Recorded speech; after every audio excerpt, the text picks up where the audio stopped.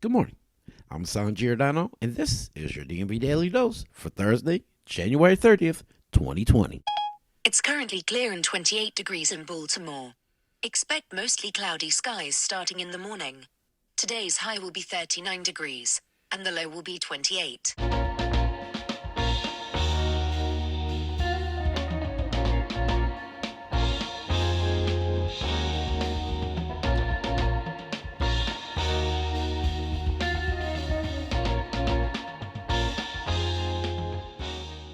Independent reporter Justine Barron is reporting on a follow-up story to her breaking news regarding mayoral candidate Thiru Vignarajah at thesuitorfiles.com, where she reports on Vignarajah managing the fallout from the release of body-worn cameras footage from a 2019 traffic stop by attempting to control the narrative.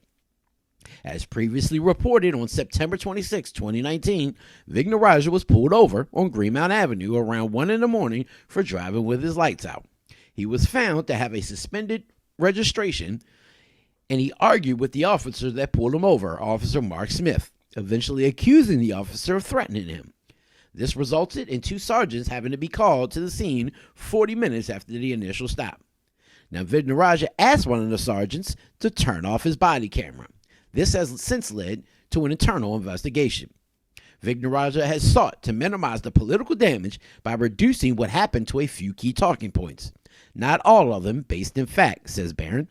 It's a strategy that has worked for him in the past. He won over supporters for his crime plan, for instance, by talking about a 2013 Black Guerrilla family gang bust that he led as a city prosecutor as if it were successful, when in reality, as reported, about 85% of the 48 cases that he brought forth from the bust were unsuccessful, dropped, or resulted in very short prison stays, usually time served. Yet Vignarajah has taken his revisionary narrative of that case as an unqualified triumph, from press conference to Fox News interview to podcast appearance to show after show for the past few years. This time, however, Barron says Vignarajah's story can be challenged by actual video evidence as well as by written policy. Now, Luke Broadwater and the Baltimore Sun are reporting on the three sisters of the former late Congressman Elijah Cummings and who they are supporting to fill their brother's old congressional seat in next week's Democratic primary. According to Broadwater, two sisters are supporting his friend, former Congressman Kweisi Mfume, and one is endorsing his longtime aide, Harry Spikes.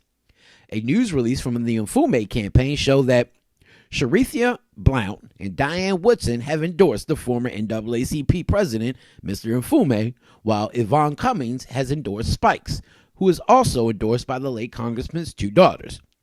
What's interestingly missing is that neither any of the sisters or the daughters are supporting the congressman's widow, Maya Rocky Moore Cummings. Now, Maryland lawmakers are pushing forward in a bill that will require background checks for private sales of rifles and shotguns over the objection of Republicans who say it would do absolutely nothing to curb violent crime, according to the Baltimore Sun. The measure is moving early in the 90-day legislative session. Advocates are hoping that it will be successful after it failed on the final day of last year's legislative session. Though the House of Delegates and State Senate both passed versions of the legislation last year, the differences were not worked out before the session could end. Delegates spent more than an hour on Wednesday debating the merits of the bill in the House before Democrats put a halt to Republican amendments with a procedural move. Debate is set to resume later today, and the same day, activists with the group Moms Demand Action for Gun Sense in America plan to gather in Annapolis for their annual lobbying day. Stella Hargrove's voice quivered, and tears welled up in her eyes as she recalled the horror of being strangled at the hands of her ex-husband. Hargrove said that she was cleaning the house when she was attacked and rendered unconscious. And according to Maryland Matters' Danielle Gaines, Hargrove would then tell her story multiple times in the House office building on Tuesday as she joined with lawmakers and advocates pushing for Maryland to establish a felony strangulation law.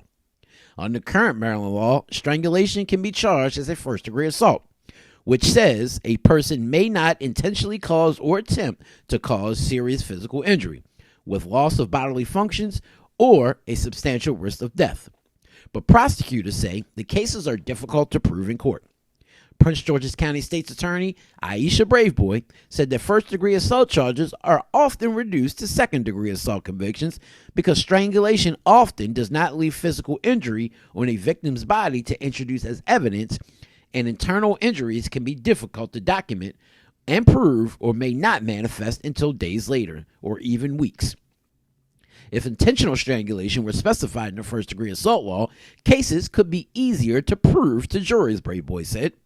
Now, advocates said that the push for a felony statute is also critical because of the lethality attached to strangulation assaults.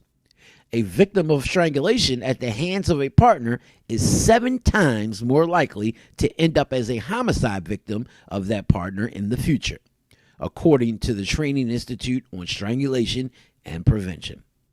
Now, Maryland Matters' Hannah Gaskell is reporting on legislation that will provide partial pay to help workers who need to take time off to care for ailing relatives, and it will be filed again in the Maryland House of Delegates and the Senate, lawmakers said on Tuesday.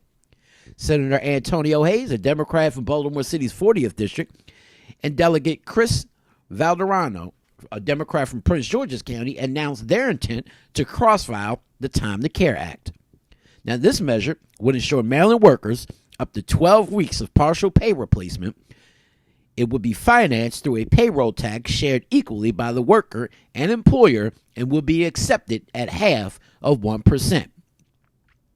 Now, a co-sponsor is Sarah Eckford, a Democrat from Anne Arundel County, and Delegate Arania Kelly, a Democrat from Montgomery County. Pay leave will be at least $50 per week and no more than $1,000 per week, according to a fact sheet distributed at the announcement. Leave will be funded through a state administrative insurance pool.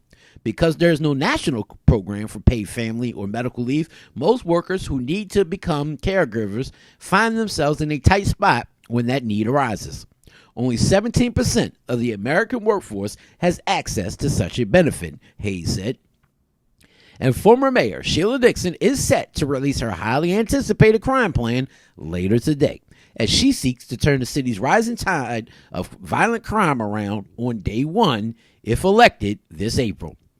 Dixon, who is considered the frontrunner in the crowded Democratic primary, will sit down one-on-one with WBAL-TV, as well as their radio station with C4 later today, before also being interviewed by a handful of local media as she dissects the comprehensive crime plan that she has put together. She is also releasing a 60-second radio ad speaking to that very plan and pushing voters to her website, DixonForBaltimore.com, in order to see the plan in full later today at noon. I'm your man, Mr. Politics, and this has been your DMV Daily Dose for Thursday, January 30th, 2020. For more information on articles that I've mentioned, just go on over to our website at www.DMVDailyNews.